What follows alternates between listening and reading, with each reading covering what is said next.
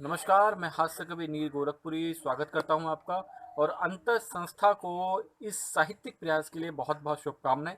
संस्था के अध्यक्ष पूनम माठी जी को बहुत बहुत शुभकामनाएं। और संस्था के महासचिव हमारे प्रिय बड़े भाई दुर्गेश अवस्थी जी को बहुत बहुत शुभकामनाएं कि इस तरह का प्रयास जो वो कर रहे हैं लॉकडाउन में ऑनलाइन कवि सम्मेलन के माध्यम से, इसके लिए बहुत बहुत शुक्रिया। मैं क्योंकि गांव में हूं तो आपको नज़ारा नज़र आ गया होगा कि प्रकृति के बीच में आपको हास्य में देता हूं। चलिए सीधे सीधे कविता से शुरुआत करता हूं। और शुरुआत है एक ऐसी कविता से कि लोग कहते हैं कि नीर गोरखपुरी आप हास्य कवि होते हुए जब आप शब्दों का प्रयोग करते हैं तो बहुत आसान शब्दों का प्रयोग करते हैं, क्यों भारी भरकम शब्दों का प्रयोग क्यों नहीं करते हैं? तो मैं वहां पर कहता हूं, पूरी कविता के माध्यम से बताता हूं कि मैं हास्य अपनी कविताओं में शुद्ध भारी भरकम हिंदी के शब्दों का प्रयोग क्यों नहीं करता, क्योंकि कवि सम्मेलन में एक बार फंस चुका हूं।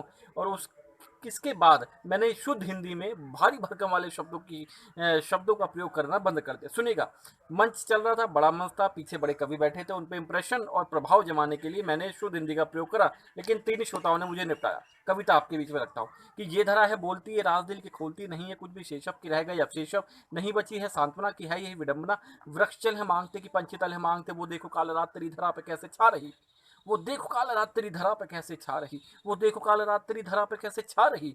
तो एक श्रोता खड़ा होकर बोलता है, "अरे तुम क्या कह रहे हो, हमें कछु समझ ना आ रही, तुम क्या कह रहे हो, हमें कछु समझ ना आ रही।" तो मुझे लगा भैया ये क्या कहते हैं, नए नौजवान खून है, इनको प्रेम श्रृंगार पढ़ के सुनाते हैं। तो मैंने श्रृंगार पढ़ा, लेकिन वही शुद्ध हिंदी में कि प्रेम है तो कष्ट है सुकून चैन नष्ट है, धरा पे जो विदिक रहे वो थोड़े थोड़े भ्रष्ट है, प्रेम की राह में एक दूसरे की चाह में मिलन की आस कर रहे, प्रतिदिन प्रयास कर रहे, प्रेम के नगर में हर उम्मीद है छली गई, प्रेम के नगर में हर उम्मीद है छली गई। तो दूसरा श्रोता खड़ा होकर बोलता है, "ए देखो तुम्हारी कविता से हमारी लुगाई चली गई, ए देखो तुम्हारी कविता से हमारी लुगाई चली गई।" तो मैंने सोचा लगता है देशभक्त लोग बैठे हैं, तो मैंने वहाँ ओज पढ़ा। मैंने ओज की कवि ओज वहाँ पे बंद रखा। मैं सुनिएगा कि पापियों का नाश हो, पाक का विनाश हो, जो भी दुष्ट नीच हो सबका सर्वनाश हो, देश है ये बढ़ रहा कीर्तिमान गढ़ रहा, सत्य है ये जान लो हम श्रेष्ठ है ये मान लो, शौर्य से हमारे सब पड़ोसी भड़क गए, शौर्य से हमारे सब पड़ोसी हैं भड़क गए। तो तीसरा श्रोता खड़ा होकर बोलता है, "ए देखो तुम्हारी कविता से तीन और लुढ़क गए, देखो